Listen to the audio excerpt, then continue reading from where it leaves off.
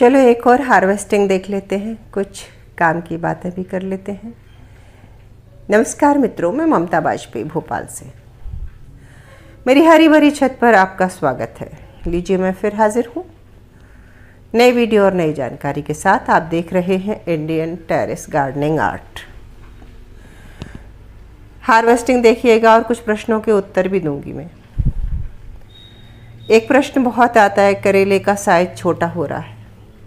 किसी भी फ्रूट का अगर साइज छोटा होता है तो क्या गलती हो सकती है? एक तो बीज की वैरायटी होगी। यदि वो छोटी वैरायटी लगाएंगे, जैसे हमारे यहाँ ये गिल की लगाई है हमने, जो तुरैया लगाई है, उसका बीज ही छोटी नस्ल का है तो उसमें फल छोटा ही आएगा। छोटी प्रजाति का, देखिए ये तोरई लगी है, छोटी प्रजाति की ही है तो ये बड़ी नहीं लग रही। दूसरा ये हो सकता है कि आपने बड़ी प्रजाति का बीज लगाया है लेकिन आपका कंटेनर साइज बहुत छोटा है। अक्सर लोग कहते हैं हमारी लौकी नहीं फली, तोरई नहीं फली। तो लौकी तोरई ना अच्छे बड़े, जितना बड़ा कंटेनर आपसे हो सकता है 24 बाई 24 के में लगाएंगे तो अच्छा फलेगा। बैगन के साथ भी यही है, अगर 15 बाई 12 के में लगाएंगे तो बहुत ही अच्छा रहेगा। ये हमारे 12 बाई 12 के में लगे हैं, अच्छे चल रहे हैं, लेकिन हमारा ही अनुभव है कि थोड़ा इससे बड़ा ग्रो बैग लगाते हैं तो और अच्छा चलता है।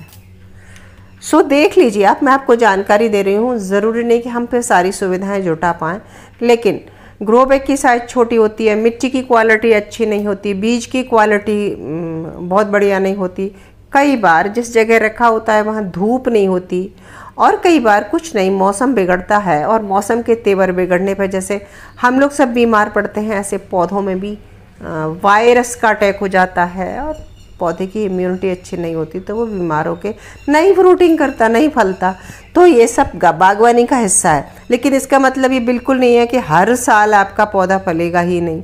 आप लगाते रहिए। किसी साल मेरे करेले बहुत अच्छे होते हैं, किसी साल नहीं होते, किसी साल ककड़ी बहुत अच्छी होती है, और कुछ सब्जियां ऐसी हैं जो हर साल अच्छी होती हैं। लौकी की बेल में लोग हमेशा ही कहते हैं कि 1-2 लौकी लग के रह गई। तो छत पर जब भी मैं कंटेनर में लौकी लगाती हूँ तो 2 से 3 ही लौकी लगती है मेरे यहाँ भी। आपको ज़्यादा इसलिए दिखता है कि मैं बहुत सारे कंटेनर लगाती हूँ। एक लाइन से कई कंटेनर रख देंगे तो आपको ढेर सारे फ्रूट दिखेंगे, लेकिन एक कंटेनर में 3 लौकी तो बहुत अच्छी आती है, फिर 1-2 और बहुत छोटी छोटी आ जाती हैं, ऐसे ही करके आती हैं। ऐसा नहीं है कि आपने एक बेल लगाई है और वो 5-6 महीने फलेगी और सब्जियों के ढेर लग जाएंगे। ये एक्सपेक्टेशन गलत है, क्योंकि हम छत पर बागवानी कर रहे हैं, सीमित मिट्टी दे रहे हैं, छोटा कंटेनर दे रहे हैं। अगर ये ज़मीन में होगी तो ये 6 महीने 4 महीने अच्छी फलेगी और खूब सारी लौकियाँ देगी। लेकिन ज़मीन में भी आपको बड़े खाद के ढेर पर, घूड़े पर अगर लगा देंगे तो बहुत अच्छी फलेगी। लौकी, तोरई, गिल की सब्जियों को अधिक खाद चाहिए, ये हैवी फीडर होती हैं। तो यदि आपके कंटेनर में 2 लौकी लग रहे हैं तो आप एक तरफ से 4-5-6 कंटेनर में एक दिन में एक साथ पौधे लगाएं, लौकी की बेलें लगाएं तो आपको अच्छी फसल मिलेगी। और एक बात, जब 1 लौकी लग गई, 2 लौकी लग गई, आपने हार्वेस्टिंग की तो एक तो समय से हार्वेस्टिंग करना चाहिए। जब तक हार्वेस्टिंग नहीं करेंगे नई ग्रोथ नहीं होगी और पौधा अपनी पूरी एनर्जी इस फ्रूट में ही लगाता रहेगा और नया फ्रूट प्रोड्यूस नहीं करेगा। और जैसे ही आपने हार्वेस्टिंग कर ली तो मैं हार्वेस्टिंग के तुरंत बाद थोड़ी खाद क्यारियों में डालती हूँ। कभी सॉलिड वाली खाद डालती हूँ और कभी कभी लिक्विड मैन्योर डालती हूँ। इसीलिए जब कंटेनर भर रही होती हूँ तो ऊपर से थोड़े खाली छोड़ती हूँ। सो ये सब मिला के जो मैं छोटे छोटे कॉम्बिनेशन बता रही हूँ, ये देखो तोरैया बिल्कुल अलग नस्ल की है, छोटी छोटी झुमके जैसी लगी है। ये गांव की पुरानी ब्रीड है, हमारे यहाँ से झुनक तोरैया कहते थे, झुनक जैसे झुमका हो, देखो है ना, स्वाद में बड़ी अच्छी बनती है। तो ये गांव के बीज हैं। अगर आपको खूब सारी क्वांटिटी चाहिए तो फिर आप हाइब्रिड लगाइए, ढेर सारी लंबी लंबी तोरैया निकलेंगी। और मैं तो सब लगाती हूँ, हाइब्रिड भी लगाती हूँ, और ये अभी मुझे मिल गई तो मैं ये भी लगा रही हूँ। ये मेरी एक मित्र है, उन्होंने मुझे दी थी, मैं खूब एंजॉय कर रही हूँ इसकी हार्वेस्टिंग को। तो और एक प्रश्न आया कि आप बरसात से बगीचे को कैसे बचा रही हैं? हमारा बरसात से बगीचा ख़राब हो गया। तो जी बरसात से तो नहीं बचा सकते, क्योंकि क्या हुआ है कि मेरी भी बहुत सारी बेलें ख़राब हुई हैं। फिर मैं वही कहूँगी कि मैं ज़्यादा मात्रा में लगाती हूँ।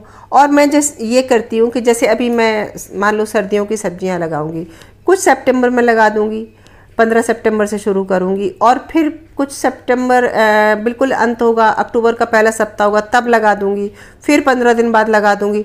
तो ऐसे कुल मिला के कुछ मरेंगी, कुछ बचेंगी, हमको सब्जी मिलती रहेगी। ये कांस्टेंट काम करती हूँ। एक पौधा लगाया, 2 पौधे लगाए, मर गए और अब हम बिल्कुल दुखी होकर बैठ गए, ऐसा नहीं चलता। ये तो किसान की भी होता है, फसल होती है, नहीं होती।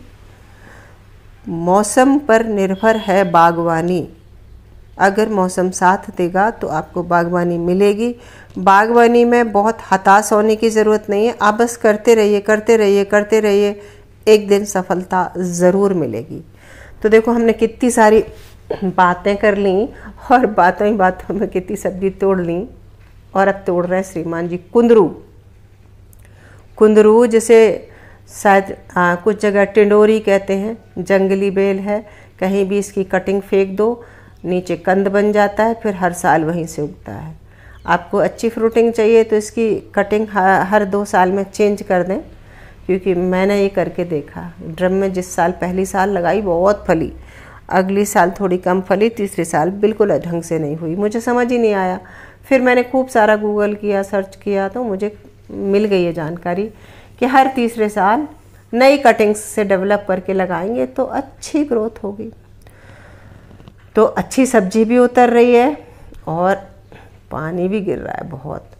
तो जब पानी गिरता है तो अधिक पानी में नुकसान पता है क्या होता है?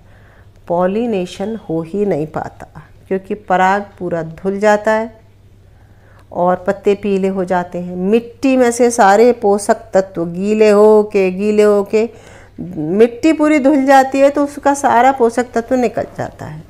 लेकिन ये भी सच है कि बरसात के पानी में नाइट्रोजन होता है, तो मिट्टी नाइट्रोजन युक्त हो जाती है। इससे बेलों की बढ़वार तो अच्छी होती है। आपको दिख रहा है ना कैसा खूब सारा छतनारे हो गए। तो बस अब आप ढेर देख लेना टोकरी में सब्जियों का, तब तो आनंद आएगा। और बस इसी आनंद के लिए लगाती हूँ मैं सब्जियाँ। कैसी लग रही है हार्वेस्टिंग। और देखो कुंदरू और वो झुनक तुरैया में कोई अंतर ही समझ में नहीं आ रहा है, इतने छोटे छोटे। तो बस भाई आज की वीडियो में इतना ही। हम फिर मिलते हैं फिर नए विषय के साथ। तब तक के लिए नमस्कार।